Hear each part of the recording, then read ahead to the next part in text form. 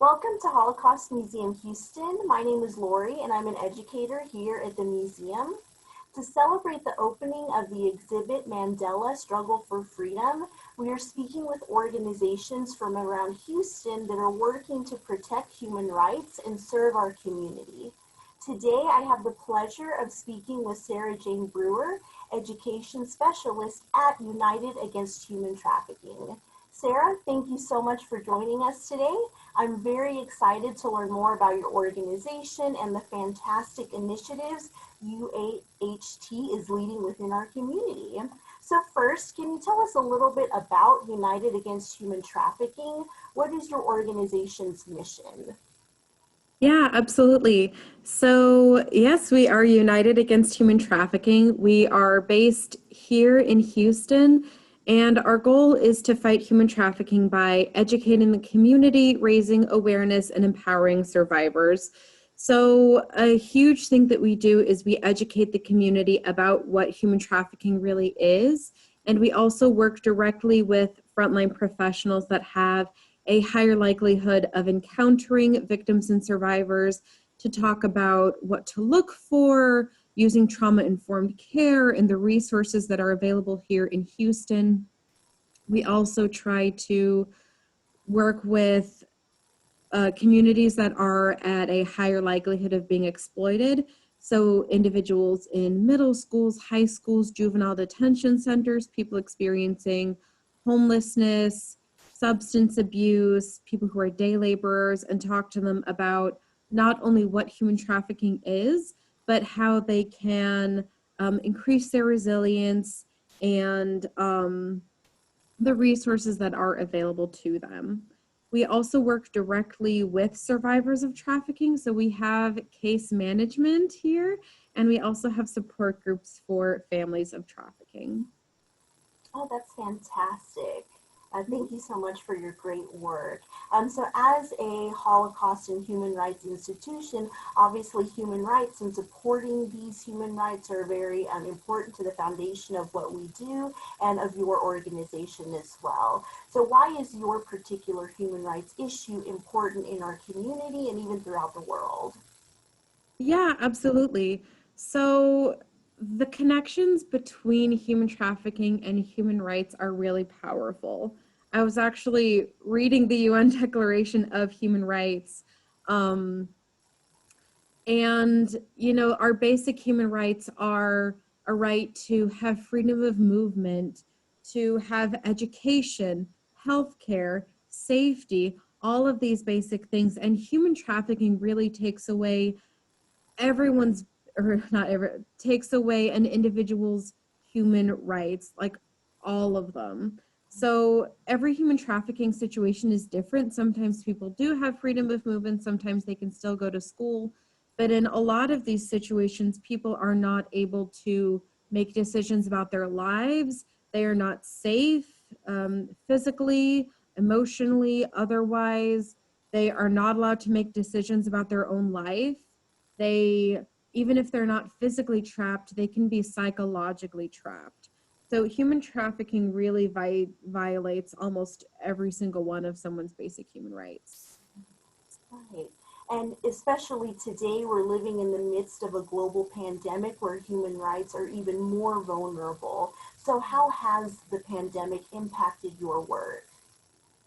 Yeah, it's definitely been really significant because a big way that we would teach the community about human trafficking and reach people directly who were potentially being affected, that was very disrupted. It's harder for us to go out into the community to talk to people. Conspiracy theories abound, and individuals who are being trafficked, it's much harder for us to get in touch with them, to find them. Um, yeah, so everything has really been a huge barrier. And there are certain conditions that allow trafficking to thrive. If somebody is vulnerable in terms of they're not having their basic needs met, they need a job, they need a place to stay, a trafficker is willing, ready, and willing to meet all of those basic needs. So if in the pandemic somebody has been evicted, they've lost their job, they're desperate for work. These are the kinds of situations that really allow trafficking to thrive. So COVID has definitely had a huge impact on trafficking in every aspect. Right. So how can the community support you? How can people get involved with your organization? How can we help? Yeah, absolutely. So, one of the biggest things that we can do to fight human trafficking is to learn as much about it as possible, to spread that word, and to know the human trafficking hotline.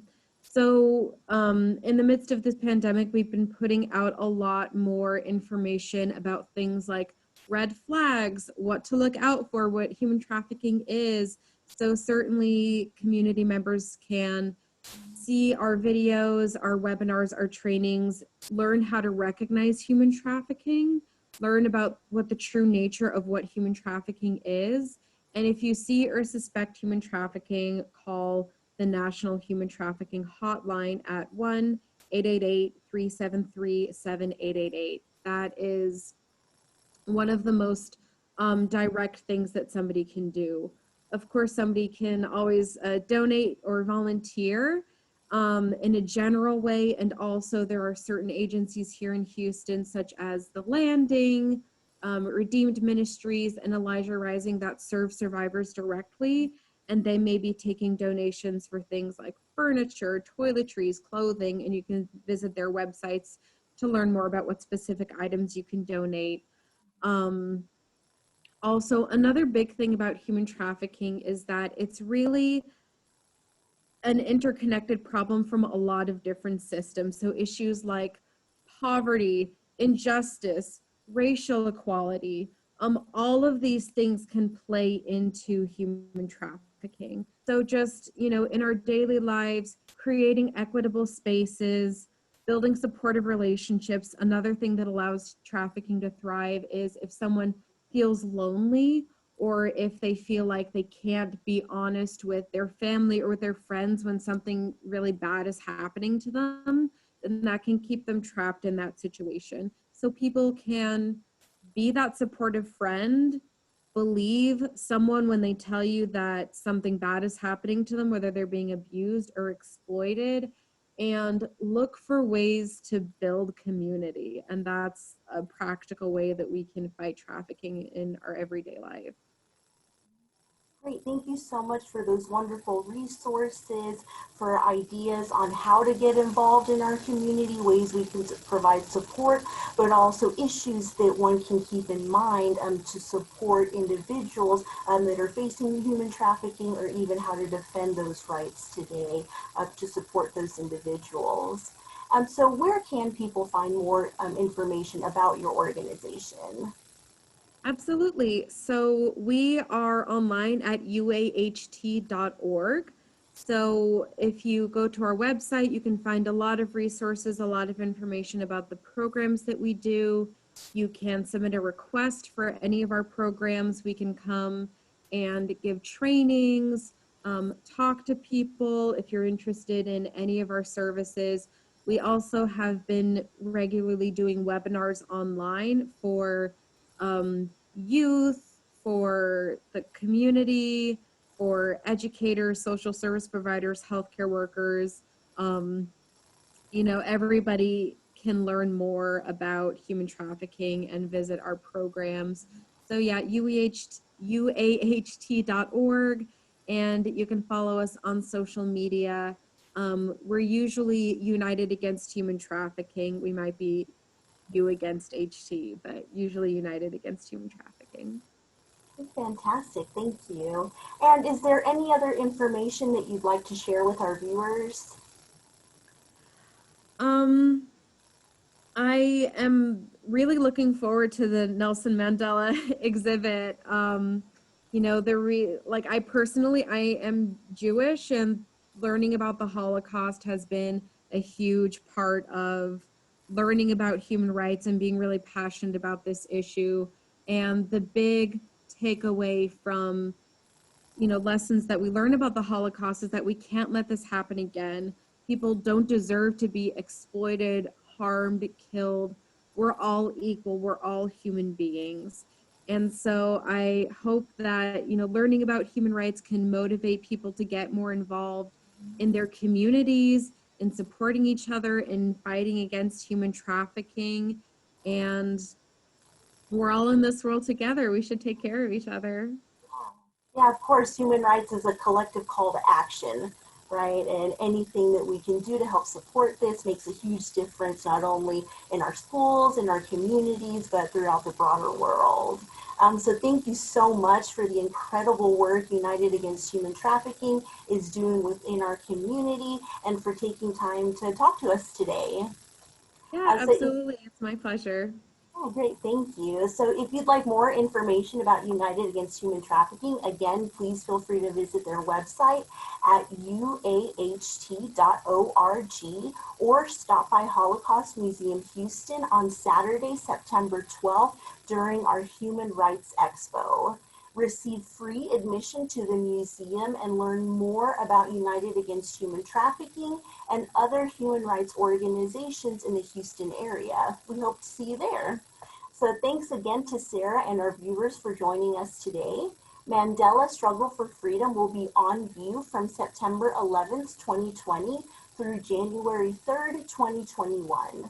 For more information about Holocaust Museum Houston and upcoming events, please visit us at hmh.org.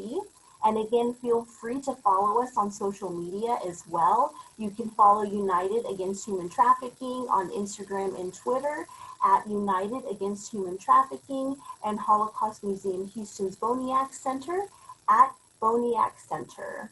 So again, thanks so much for tuning in and have a great day.